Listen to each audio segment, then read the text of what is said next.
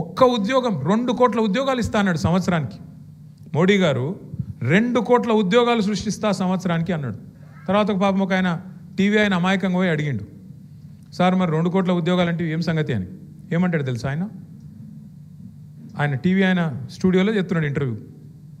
अभी मैं यहाँ पे आ रहा था आपके स्टूडियो के पास, बाहर मैंने देखा एक वो बंडी वाला है, बंडी वाला ये बंडी का बंडी वाला है, वो बंडी पे मिर्ची बज्जी पकोड़े बना रहा, क्या आप उसको रोजगार मानते हो कि नहीं, అది ఉద్యోగమా కాదా అంటుండు. అంటే ఇక పల్లీలు అమ్ముకునుడు, బఠానీలు అమ్ముకునుడు, బజ్జీలు వేసుడు, ఇవన్నీ ఉద్యోగాలట. ఆయన ఇచ్చిన 2 కోట్ల ఉద్యోగాలు ఏంటంటే గదట. వీళ్ళ మోసము రామునికి కూడా అర్థమైంది అయోధ్యలో, అందుకే అయోధ్యలో కూడా ఓడగొట్టిండు బీజేపీని. ఇలా మోసము, ఇలా లంగతనము రామునికి అర్థమైంది, అందుకే అయోధ్యలో కూడా ఓడగొట్టిండు, ఎలా కొట్టిండు. వీళ్ళు లంగలున్నారని మన వాళ్ళకి ఇంకా అర్థమవుతలేదు కరీంనగర్లో.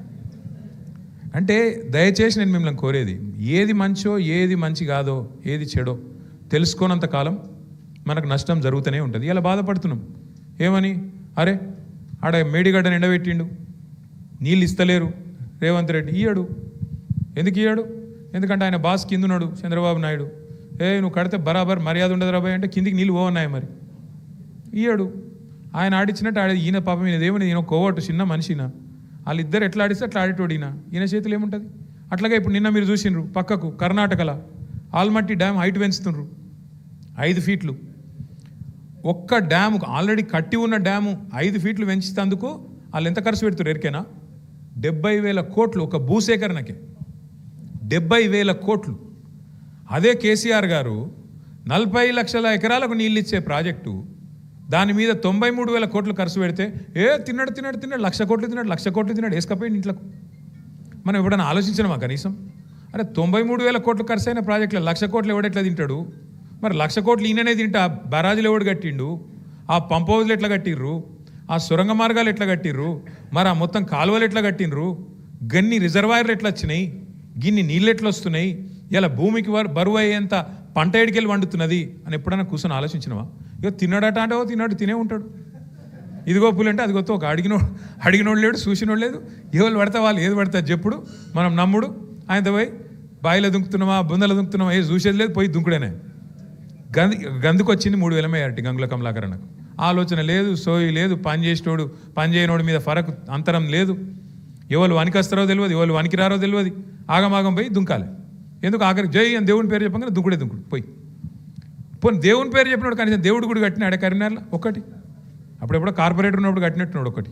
దాన్ని చెప్పుకొని మార్కెటింగ్ చేసుకుంటా ఉన్నాడు. ఇంకా ఇంత అన్యాయం ఉంటుందా అసలు ఎక్కడన్నా? నాకు అర్థం కాదు. ఎంత పని చేసిండు గంగుల కమలాకరణ. ఇలా కాంగ్రెస్ వాళ్ళ పరిస్థితి ఏంది? మనం కట్టిన కేబుల్ బ్రిడ్జ్ మీద కనీసం ఆ రోడ్డు మెయింటైన్ చేసే తెలివి లేదు, దాని మీద లైట్లు పెట్టే తెలివి లేదు.